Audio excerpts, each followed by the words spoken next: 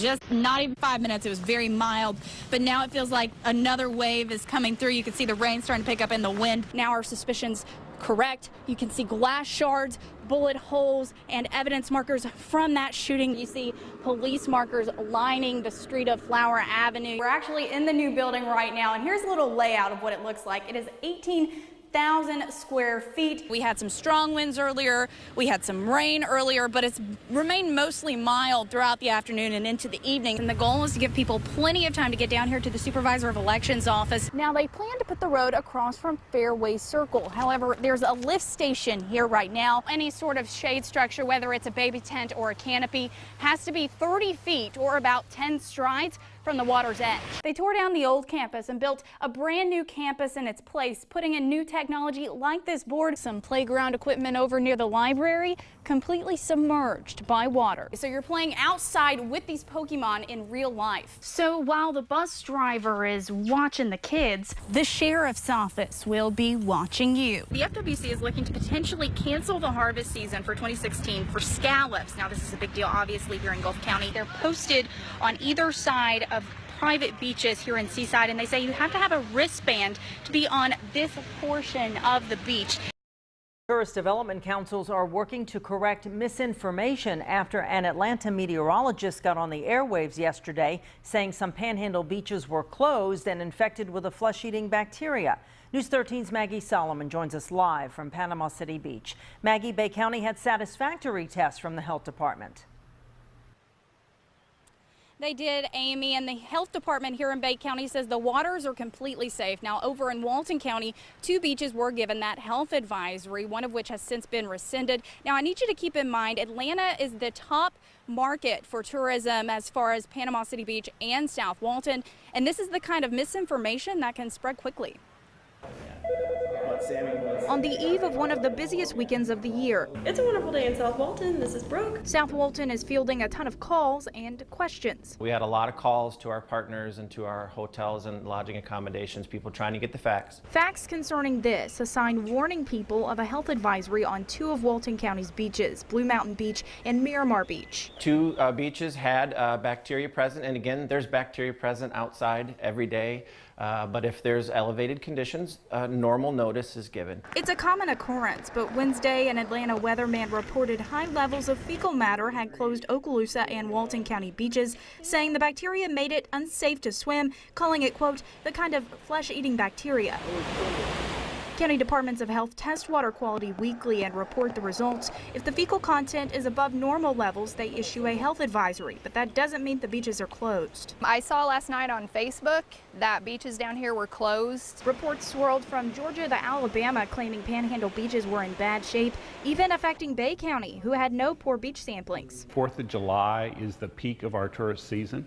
So we did get a number of calls, but I believe most of those folks, when they heard the news, are coming, because everything here is great. After all is said and done, both Walton and Bay County officials say the beach is open for business. Certainly, if I had plans to go to the beach this weekend, I wouldn't change them. Hopefully making 4th of July weekend one of the busiest yet.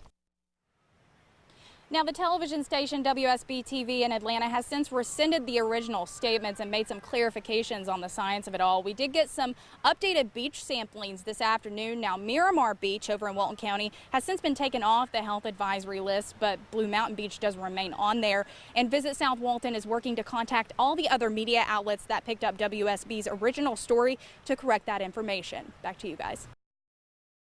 Just off Highway 331 in Freeport sits Hair Designs by Sherry. I've been in business since 1968. She's been cutting hair here in her childhood home since 1989. And 3 days a week, her and her clients count cars to pass the time. I've got the windows up so that the customers can watch the traffic. And do they have plenty to watch? It's backed up for 4 to 5 hours.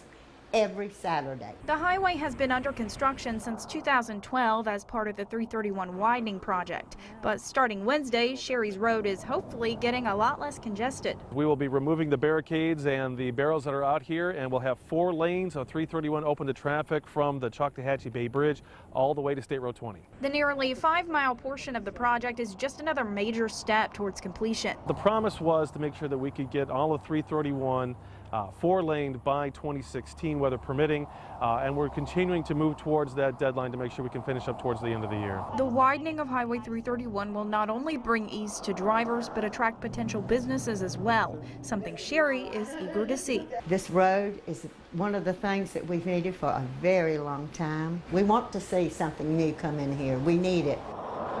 In Walton County, Maggie Solomon, News 13. Being ready for an active shooter situation is impossible. Being prepared, that's a different story. It's muscle memory. The Bay County Sheriff's Office is spending all month giving sworn officers hands-on experience with lifelike simulations. Your heart rate's elevated, and it's a stressful situation.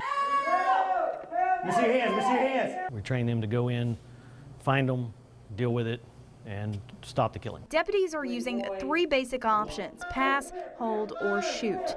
You scan the rooms, you identify if there is a threat. If there's not, you move on. That's the pass. If you see somebody in there that has a potential weapon, if you think that is a threat, you address that threat, you hold them. When the person has a weapon in their hand or has proximity to you to injure you or maybe somebody else, that would be a shoot. So let's put it to the test: pass, hold, or shoot. Here we go.